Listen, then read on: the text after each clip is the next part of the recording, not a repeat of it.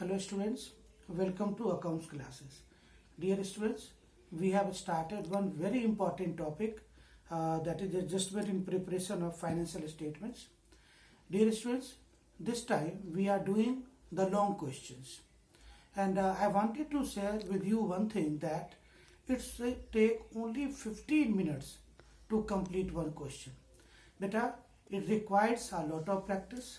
अगर आप इस क्वेश्चन को 15 मिनट में नहीं कर पाते हो, इसका मतलब ये है कि फाइनल में आपका अकाउंट्स का कुछ क्वेश्चंस मिस हो जाएगा. That means you don't have the time to complete your paper. So my advice is you that you should practice a lot and try to finish the adjustments of final accounts question within 15 minutes. Now I am going to discuss one very important question. Dear students, as I have discussed with you that before attempting any questions of adjustments, so first of all you should read the adjustments, and obviously आपको जिसकी adjustment है उस adjustment का item आपको trial balance में दे रखा होगा. तो let me read adjustment one by one. The following adjustments are to be made. Depreciate building at 5%. तो बेटा हम क्या करेंगे, बिल्डिंग को सर्च करेंगे. तो देखिए बेटा बिल्डिंग को टिक कर दे. अब फर्नीचर एंड फिटिंग्स 10%. तो फर्नीचर एंड फिटिंग्स को टिक कर देंगे. पेंसिल से आप बेटा टिक कर दोगे. और मोटर व्हीकल्स 20%. तीनों बेटा एक साथ है.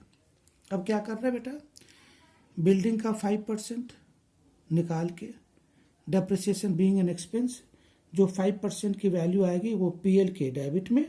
और दूसरा बेटा बैलेंस शीट में बिल्डिंग में जो बिल्डिंग की वैल्यू 75,000 है उसमें से डेप्रिसिएशन माइनस करेंगे, क्योंकि depreciate building at the rate of 5%. और बेटा एडजस्टमेंट का डबल इफेक्ट होता है.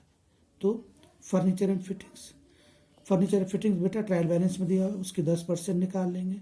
जो 10% की वैल्यू होगी वो डबल इफेक्ट होगा. तो फिर क्या करेंगे बेटा, जो 10% आप वैल्यूज निकालेंगे वो पीएल के डेबिट में, और बैलेंस शीट में बेटा फर्नीचर और फिटिंग में से हम लोग डेप्रिसिएशन को माइनस कर देंगे.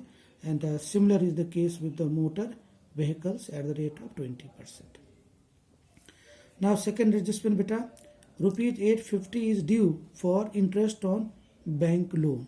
अब बेटा देखो बैंक लोन, तो हम पहले बैंक लोन को टिक कर देते हैं.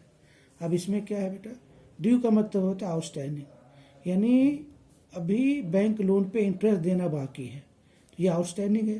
तो बेटा क्या करोगे, इंटरेस्ट ऑन बैंक लोन जो है आप देख लो यहाँ पे कहीं दे रखा है, नहीं दे रखा है. तो पीएल के डेबिट में और दूसरा बैंक लोन में जाके 850 ऐड हो जाएगा. अब बैंक लोन क्या है बेटा, लायबिलिटीज. तो बैलेंस शीट के लायबिलिटीज में जो बैंक लोन है, देख लो बेटा बैंक लोन है 30,500. तो इस 30,500 में आप 850 ऐड कर दोगे. नाउ फोर्थ बेटा, salaries ₹3,000, municipal taxes ₹1,200 are outstanding. Now बेटा आपको ये हैबिट हो गई होगी कि आउटस्टैंडिंग सैलरी है, तो ये 3,000 पीएल के डेबिट में सैलरीज में ऐड हो जाएगा, ये म्यूनिसिपल टैक्सेस में ऐड हो जाएगा 1,200, और ये 3,000 और 1,200 बैलेंस शीट के लायबिलिटीज में आप पोस्ट कर दोगे. Insurance amounted to 1,000 is prepaid. तो बेटा आप इंश्योरेंस देख लो, ये रहा इंश्योरेंस. अब क्या करोगे बेटा, ये प्रीपेड है, तो पीएल के इंश्योरेंस में से 1,000 माइनस कर दोगे.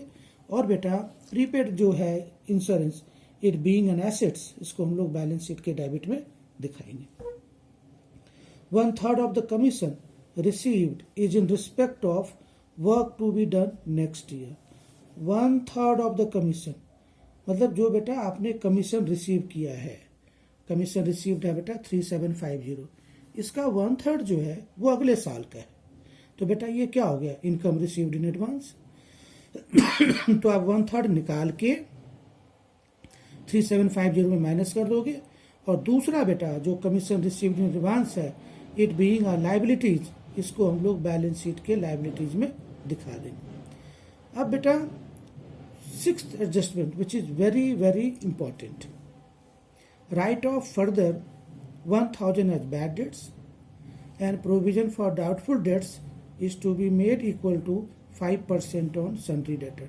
तो बेटा ये देखो ये एडजस्टमेंट है 1000 as bad debts 5% on sundry debtors. तो हम बेटा क्या करेंगे sundry debtors को देखते हैं. अब sundry debtors बेटा मेरा 38,000 है उसमें से 1000 माइनस कर देंगे और 1000 माइनस करने के बाद जो वैल्यू आएगी उसका फिर तो बेटा बैड डेट्स और सन्ड्री डेटर्स 5%. इसका मतलब ये हो गया बेटा जितने का मैंने उधार बेचा था तो मेरा बेटा सन्ड्री डेटर्स मैंने क्रेडिट सेल 38,000 की करी थी. अब इसमें 1000 नहीं आएगा तो 38 माइनस 1000 37,000 आ गया और उसका 5% भी पैसे नहीं आएंगे. तो 37,000 का 5% निकाल के अब वो 37,000 में माइनस करेंगे और जो वैल्यू आएगी उसको हम पीएल के डेबिट में लिखेंगे to provision for bad debts और to provision for bad debts. तो बेटा ये 6 के 6 एडजस्टमेंट काफ़ी इंपॉर्टेंट थे. अब बेटा ट्रायल बैलेंस में जो मैंने मार्क किया एक एडजस्टेड परचेजेस दे रखा है बेटा आपको 54,750. अब बेटा if adjusted purchases is given in the trial balance, that means you will not take opening stock, purchases and closing stock in trading account. So, and rest is same. And the third one is provision for doubtful debts. अब बेटा provision for doubtful debts अगर trial balance में दिया हुआ है it means that जो मैंने पिछले साल 2000 की डाउट्स की प्रोविजन बनाई थी वो इस साल मुझे मिल गया है. तो एक तरह से प्रोविजन फॉर डाउटफुल डेट्स जो है ये रिकवर्ड अमाउंट है और ये पीएल के या तो आप क्रेडिट में दिखाओ या bad debts provision for bad dates को ऐड करके उसमें से ये 2000 माइनस कर दो. Otherwise it is better advisable कि आप मेरे हिसाब से करो प्रोविजन फॉर डाउटफुल डेट्स को आप इनकम मानो और पीएल के क्रेडिट में दिखा दो. सो बेटा this question is very very important. You must write and send it to me within time. That's all. Thank you.